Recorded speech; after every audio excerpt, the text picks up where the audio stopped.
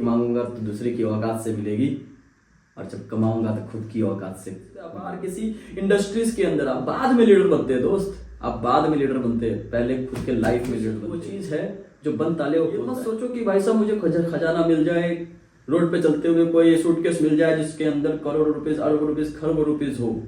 ये सोचो कि भाई साहब मिलेगा तो सिर्फ चंद पैसे, अरबों रुपीज को कमा, जो पिछले कमरे में जो तुमने पाया वो यही रह जाएगा, लेकिन इस कमरे में जो तू पाया वो तेरे साथ जाएगा। ना मिला लेकिन खजाना तुम्हें तो बांटते हैं। अगले 7 दिन के अंदर तुम्हारा बेटा वापस लौट के बच्चा बोला मैं जाऊंगा मैं जाऊंगा। बताइए कि वो जंगल में खजाना कहाँ पे, मुझे जाना है मुझे जाना बोलते तो चौंक जाते, डर जाते कि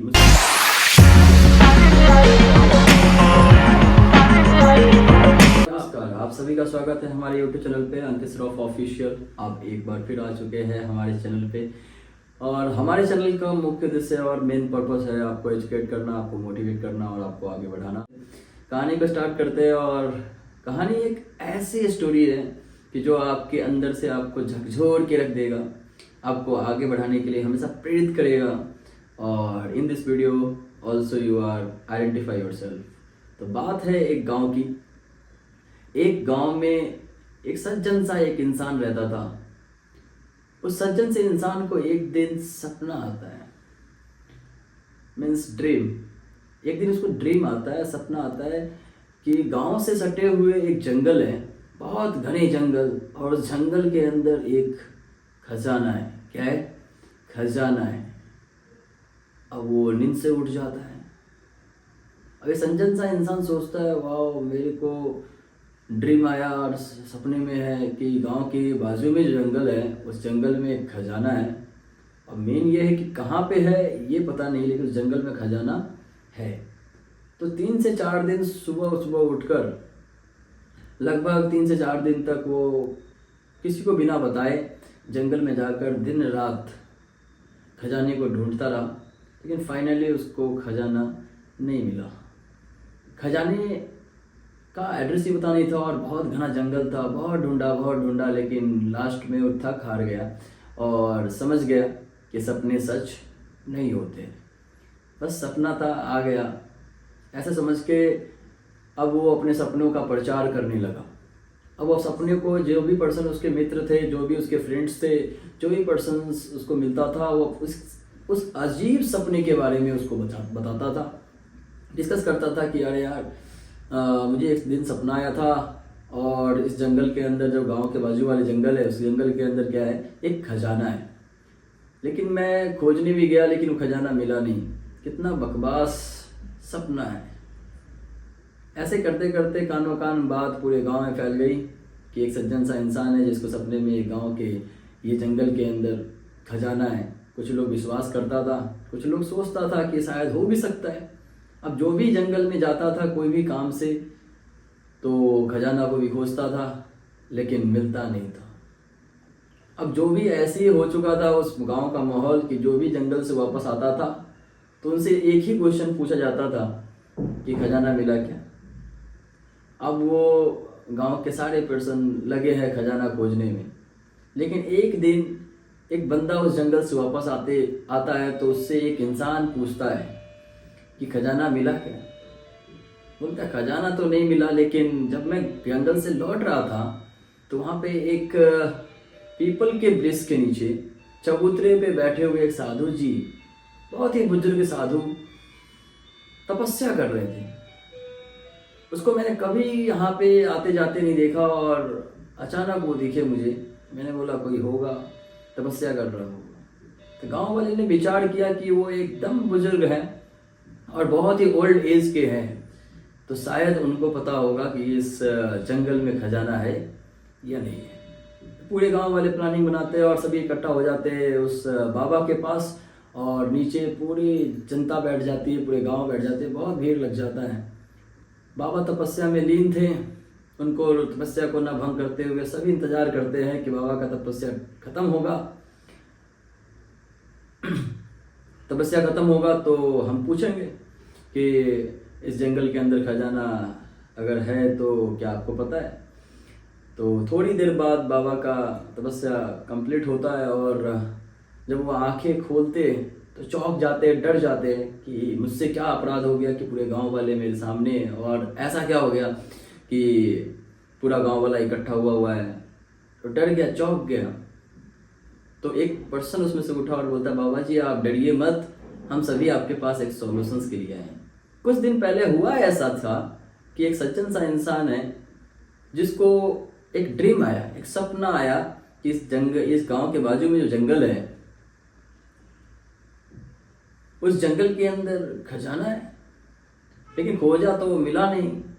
तो क्या आप बता सकते हैं क्या वो खजाना सच में है या वो सपने ही थे? बाबा बोलते बात तो सही है, सपने भी सच है, खजाना तो है जंगल के अंदर। तो सभी उत्सुक हो जाते हैं, सभी एक्साइटेड हो जाते हैं, बाबा बाबा बताइए कि वो जंगल में खजाना कहाँ पे, मुझे जाना है, मुझे जाना है। अब पूरे गांव वाले इकट्ठा होकर चिल्लाना स्टार्ट कर दिए कि बताइए बताइए। बाबा ने बोला रुको, सभी बैठो। और बाबा ने बताया कि खजाना है, और खजाना एक ऐसी जगह है जहाँ जाने का एक बहुत ही संकीर्ण रास्ता है, मतलब बहुत पतला सा, जिसमें सिर्फ एक ही बार में एक इंसान ही जा सकता है। बोला हम जाएंगे। सभी एक दूसरे से बातें करने लगे, पहले हम जाएंगे। बाबा ने बोला बात तो पूरी सुनो। बाबा ने अगली बात ये की कि सिर्फ एक ही पर्सन उस गुफे में जा सकता है एक बार में, और जो अभी तक उस गुफा में गया वो वापस नहीं आया। तो आधे लोग जो जाने के लिए एक्साइटेड रहते हैं, आधे से अधिक लोग चुपचाप बैठ गए। अब भैया जान का डर है, अब तो जा नहीं सकते। कुछ लोग डर के पीछे हट गए, लेकिन कुछ लोग थे जो खजाना के लिए कुछ भी कर गुजरने के लिए रेडी थे। उन्होंने बोला कि हम जाएंगे। तो कुछ लोग एग्री हुए और बाबा उसको लेकर गुफे के पास पहुंच गए, और पहले इंसान को खुद की मर्जी से उनको जाने के लिए कहा। गुफा के अंदर गया और 5 से 10 मिनट के अंदर भागता हुआ बाहर आया और बोला कुछ नहीं है, चला गया। दूसरा इंसान गया, 15 से 20 मिनट में वापस आया भागता हुआ और चला गया गांव के अंदर, कुछ नहीं है बोला। तीसरा इंसान भी सेम टू सेम आया, बोला कुछ नहीं है अंदर। चौथा इंसान, 7वां इंसान, 8वां, 10वां, 12वां, सभी ने ट्राई कर लिया, कुछ नहीं है। बाकी जो ट्राई करने वाले थे वो एक दूसरे की बातें सुनकर कुछ लोग गए ही नहीं। लेकिन वहां पे एक छोटा सा बच्चा था, लगभग 10 से 12 साल का बच्चा। 10 से 12 साल का वो एक बच्चा था। वो जिद करने लगा कि बोला बाबा मैं भी जाकर देखना चाहता हूँ कि एक्चुअल में अंदर है क्या। और छोटा बच्चा जिद करने लगा, लेकिन बाबा रिस्क लेना नहीं चाहते थे। बोले बच्चा तुम बहुत छोटे हो, तुम्हारे रिस्क ज़्यादा है, और तुम्हारे मॉम डैड भी बहुत परेशान हो जाएंगे तुम अगर अंदर जाओगे तो। अब वो रोने लगा, चिल्लाने लगा। 10-12 साल का बच्चा बोला मैं जाऊंगा। पापा मम्मी रोक रहे हैं, लेकिन फिर भी वो जाने के लिए रेडी है। लास्टली उसके माँ बाप बोले ठीक है जा। बाबा ने बोला ठीक है जा सकता है। बच्चा गुफा के अंदर चला गया। गुफा के अंदर जाने के बाद पहला दरवाजा खोला, दूसरा दरवाजा खोला, तीसरा खोला, चौथा खोला। 1 घंटे गुजर गए, 2 घंटे, 10 घंटे, 12, 1 दिन, 2 दिन हो गया। उसके माँ बाप रोने लगे, बोले अब मेरा बेटा वापस नहीं आएगा। 4 दिन, 5 दिन, 10 दिन हो गया। अब तो पक्का विश्वास हो गया कि अब वो वापस आने वाला नहीं है। तभी वहां पे जो अंदर से जाकर वापस आए हुए पर्सन था, वो पर्सन बोल पड़ता है कि अरे तुम्हारे बेटे को तो एनाकोंडा खा गया होगा, क्योंकि मैं जब अंदर गया था मैंने दरवाजा खोला तो उसके अंदर एक बहुत विशाल एनाकोंडा बैठा था, और उसको देखकर मैं वापस आ गया और मैं बताना भूल गया था।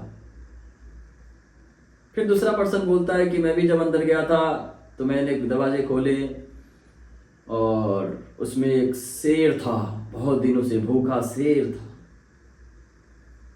तो मैंने दरवाजे को फिर से बंद कर दिया और वापस आ गया, मैंने बताना भूल गया था। तीसरा पर्सन वही बोलता है, चौथा पर्सन वही बोलता है। तो भाई साहब उसकी मम्मी पापा और रोने लगते कि मेरे बच्चे को एनाकोंडा खा गया होगा, मेरे बच्चे को शेर खा गया होगा। बहुत रोने लगते, बहुत परेशान हो जाते हैं उसके पापा, उसकी मम्मी, उसके परिजन, उसके परिवार वाले।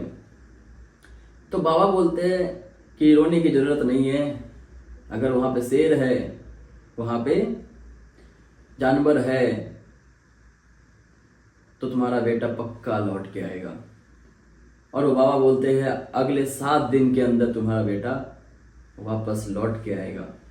अब इस आश्वासन पे बाबा बोल रहे हैं तो माँ बाप को विश्वास थोड़ा होता है, लेकिन फिर भी माँ माँ होती है, बाप बाप होता है। बहुत रोते थे, बहुत बिलखते थे। जब 5वां दिन बीता, 6ठा दिन बीता और 7वां दिन की बारी थी, बाबा के बताए हुए अनुसार 6ठे दिन 7वें दिन के शाम के वक्त वो बच्चा अंदर से खजाने के साथ वापस लौटता, खजाने के साथ वापस लौटता। वापस जब लौटता है तो उसके पूरे हाथ में खजाने होते हैं और पूरा बैग लेके बाहर आता है पूरे खजाना के साथ। और वो आते आते बाबा के पास पहुंचते पहुंचते बहुत सारे लोगों को बांटते जाते, बांटते बांटते बांटते सभी को खजाना बांट देता है और अपने पास कुछ भी नहीं रखता और बाबा के पास आके बैठ जाता है। बैठने के बाद बाबा उससे पूछते हैं कि तुझे खजाना मिला, लेकिन खजाना तुमने तो बांट दिया, तुमने तो खजाना बांट दिया। तो बाबा को वो पर्सन बोलता है कि बाबा वो खजाना कुछ नहीं है, उससे बड़ी चीज़ें मुझे मिली है, उससे बड़ी चीज़ें मुझे मिल चुका है। अब बाबा को स्टोरी सुनाता है। क्या सुनाता है? बच्चा एक स्टोरी सुनाता है कि बाबा जब मैं अंदर गया था ना तो बहुत सारे दरवाजे थे। क्या थे? बहुत सारे दरवाजे थे। अब बहुत सारे दरवाजे थे। मैंने पहले दरवाजा खोला, उसके अंदर एनाकोंडा था। दूसरा दरवाजा खोला, शेर था। ऐसे खोलते खोलते गया। मुझे लगभग 4 से 5 दिन तक मैं इस चीज़ को करते गया, क्योंकि मैं दरवाजा खोला और दरवाजे को बंद कर दिया। मैं सेफ हो चुका था, मैं डरा नहीं। मैं आगे बढ़ता गया। 3 से 4 दिन हुआ, लेकिन मुझे 3 से 4 दिन के बाद मुझे बहुत जोर से भूख लगी और आखिरी दम पे था, मरने ही वाला था। तो मैं अगला दरवाजा खोला तो मुझे उसके अंदर बहुत सारे फ्रूट्स, बहुत सारे खाने का चीज़ मुझे मिला। मैं 2 दिन तक वहीं बैठकर सिर्फ खाया और अपने हेल्थ को बनाया। फिर अगले दरवाजा खोला, ऐसे जारी रखा और करते मैं सेकेंड लास्ट दरवाजा खोला तो उसमें पूरा हीरा जवाहरात, डायमंड, बहुत सारी चीज़ थे। पूरे खजाना ही खजाना था।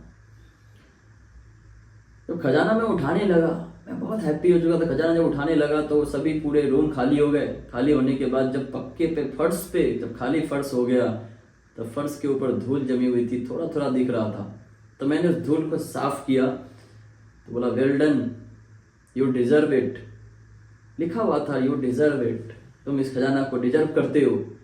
लेकिन बेटा ये असली खजाना ये नहीं है, असली खजाना कहीं और है, असली खजाना कहीं और है।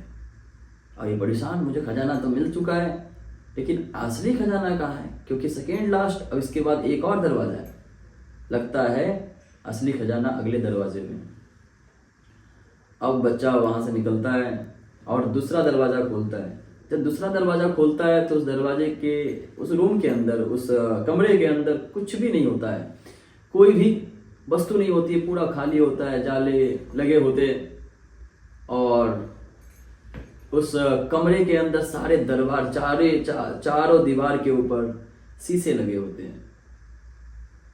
अब वो सोचता है कि शीशे के अंदर कुछ दरवाज़ा होगा तो पूरा ट्राई करता है, सारे खजाने ज़मीन में बिखेर देता है। पूरा ट्राई करते 2 से 3 दिन लगते हैं, लेकिन वो खोज ही नहीं पाता है कि खजाना किधर है, क्योंकि उस रूम के अलावा, उस कमरे के अलावा दूसरा कोई कमरा बचा ही नहीं होता है। थक हार कर फर्श पे बैठ जाता है और सर पे हाथ रख के बैठा होता है। सोचते सोचते उसको अचानक नजर जाती है सामने वाले दीवार पे। और सामने वाले दीवार पे जब नजर जाता है तो वो देखता है, पाता है कि खुद को देखता है।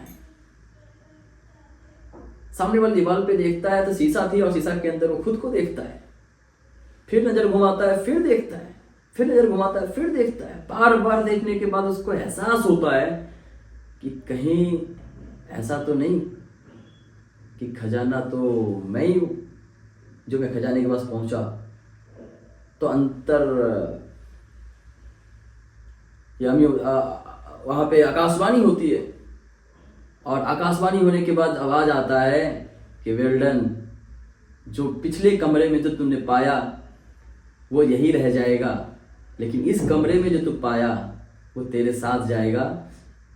कि आइडेंटिफिकेशंस, तुम खुद को पहचानो कि वो खजाना असली खजाना नहीं है, एक्चुअली तुम असली खजाना हो, तभी तुम यहाँ तक पहुँच पाए। तो आइडेंटिफिकेशन हो गया बाबा जी, मुझे आइडेंटिफिकेशन हो गया कि असली खजाना मैं हूँ। अगर मैं इस खजाने के पास पहुँच सकता हूँ तो दुनिया के अंदर करोड़ों खरबों अरबों रुपीस को कमा सकता हूँ। I have abilities.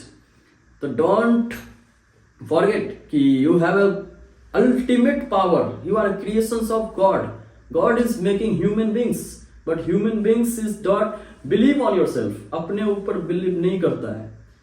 गॉड ने बनाया, भगवान ने बनाया। जिस इंसान ने किसी चीज को बनाया, किसी चीज को बनाया, उसके अंदर कितनी एनर्जी होगी, उसके अंदर कितना पोटेंशियल होगा, वो इन्वेंशंस करने वाले ऊपर डिपेंड करता है। किसी मोबाइल का कोई निर्माण करता है, कोई बनाता है, तो मोबाइल के अंदर कितनी एमएच बैटरी होगी, कितना स्टोरेज होगा, ये सब चीजें एक बनाने वाले पर्सन पे ऊपर डिपेंड करता है, जो कि भाई साहब सुविधाओं के अनुसार वो बनाता है। लेकिन main human beings is creations of God. दुनिया में भगवान के द्वारा बनाया हुआ इंसान है। अब इंसान के पास कितनी अल्टीमेट पावर होगी, इस बात पे निर्भर करता है कि भगवान कितने पावरफुल है। You are believe on God, you should understand yourself कि भाई साहब वो अगर पावरफुल है तो उसके द्वारा बनाए हुए ह्यूमन बींग्स भी अल्टीमेट पावर है। दुनिया में जहां पाँव मारोगे वहीं से पानी निकलेगा। बात है सिर्फ अंडरस्टैंड करने की, आइडेंटिफिकेशन करने का, कि इफ यू आर थिंकिंग कि मुझे कुछ बड़ा खजाना मिल जाए, और you should have to achieve, आप उसको अचीव कर सकते हो, यू कैन अचीव, आप उसको अचीव कर सकते हो, तो भाई साहब उससे बड़े बड़े खजाने को भी अचीव कर सकते हो। तो सबसे पहले चीज अंडरस्टैंड, आइडेंटिफाई योर सेल्फ, अपने आप को खुद को आइडेंटिफाई करो कि वो खजाना असली खजाना नहीं था, वो बंदा के अंदर क्वालिटी था, तभी वो खजाने तक पहुंचा। इसीलिए बाबा जी मैं जब बाहर आ रहा था तो मैंने सारे खजाने बांट दिए, क्योंकि जिसके पास बांटा उसके पास उतनी गट्स एंड कॉन्फिडेंस नहीं थी उस वहां तक पहुंचने का। मुझे वो चीज मिल चुका है, जितना मैं अंदर से लाया उससे 10 गुना कमा सकता हूं, 10 गुना बना सकता हूं। ये क्वालिटीज बिल्ड हुआ। तो आप सभी से इस स्टोरी के माध्यम से यही बोलना चाहता हूं, you have a Lord's and ultimate power.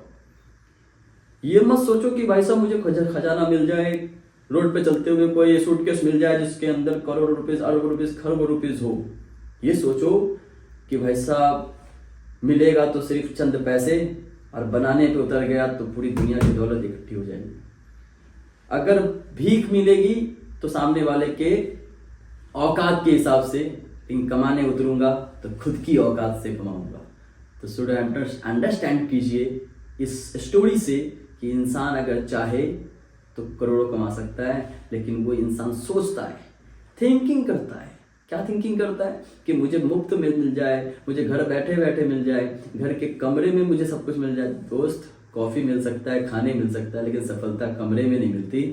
लड़ना पड़ता है, ताकत लगानी पड़ती है, क्वालिटीज बिल्ड करना पड़ता है। यही मैं अपने डायरेक्ट सेलिंग इंडस्ट्रीज के अंदर क्या सिखाता हूँ, यही क्वालिटीज बिल्ड करता हूँ, यही चीज़ सिखाता हूँ कि भाई साहब जब तक तुम खुद को प्रिपेयर नहीं करोगे तब तक तुम्हारे लाइफ के अंदर घंटा चेंज नहीं होने वाला है, कुछ भी चेंज नहीं होने वाला है। You want to change your and transform your life, you should take actions to preparations first, not take actions to got it and उसको अचीव करना है।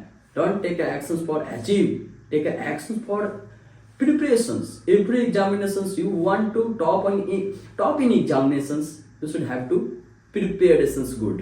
आपको प्रिपरेशन बेहतरीन करेंगे तब जाके टॉप हुआ जा सकता है। तो अपने को प्रिपेयर कीजिए। Leadership is everything.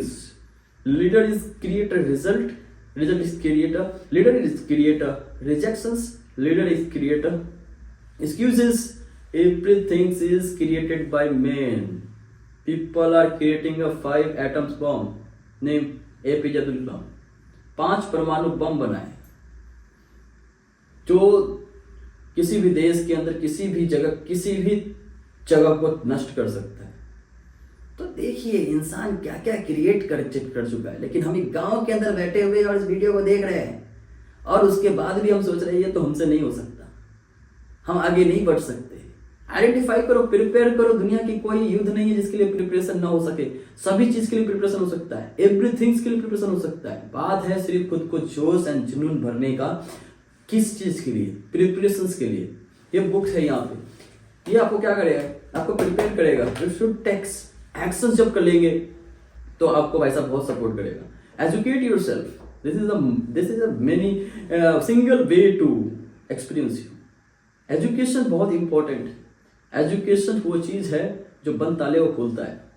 एजुकेशन लीजिए। कोई इंसान डरपोक है, डरपोक पैदा हुआ है, लेकिन वो पढ़ेगा, एजुकेशन लेगा तो निडर बनेगा।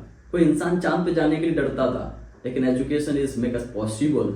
आज हिंदुस्तान के हर एक युवा चांद पे पहुंच सकता है अगर उसने एजुकेशन लिया तो। उसी प्रकार आप अपने बिजनेस, अपने व्यापार, आप किसी भी प्रोफेशन के अंदर है, प्लीज प्रिपेयर कीजिए उसमें टॉप लेवल पे जाने के लिए।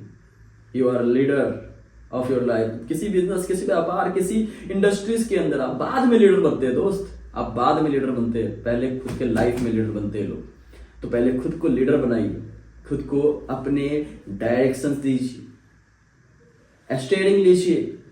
मम्मा बॉय, पापा बॉय बनने से नहीं होगा। खुद का बॉय बनना पड़ेगा, मनी बॉय बनना पड़ेगा, डिसीजन बॉय बनना पड़ेगा।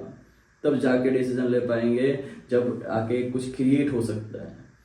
नथिंग, कुछ भी नहीं है दुनिया के अंदर, है तो बहुत कुछ है।